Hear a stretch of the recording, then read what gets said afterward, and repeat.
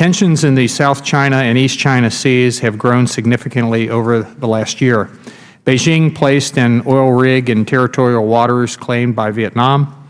China unilaterally established an air defense identification zone over the East China Sea, and the Philippines filed an arbitration case against China's assertions over waters within the Philippines' exclusive economic zone, among other things. We have witnessed a dangerously aggressive China trying to assert greater control over these territories to change the regional status quo in a way that violates core principles of international law. And we have seen our friends and allies in the region respond by doubling their military spending and building their navies. A dangerous pattern is emerging, but a strategy to effectively manage the growth of these territorial and jurisdictional tensions is, at least at this time, not yet clear.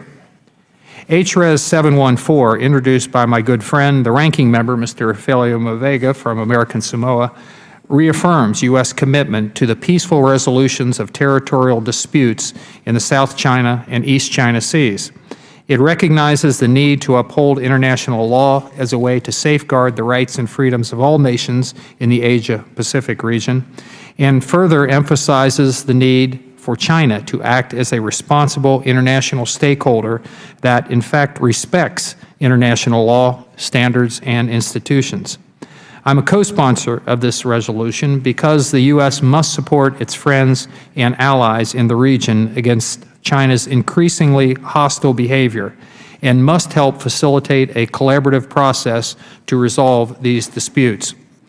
There is no other issue in the Asia-Pacific region more worrisome than the rising tensions we are seeing as a result of China's efforts to coercively change and destabilize the regional status quo.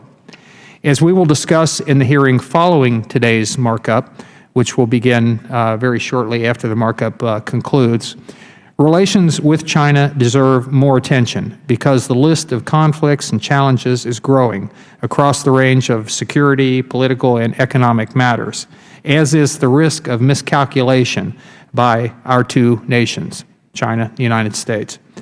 I support this resolution, and I would like to yield to the principal sponsor of the legislation, Mr. Faleomavega, for the purpose of making an opening statement.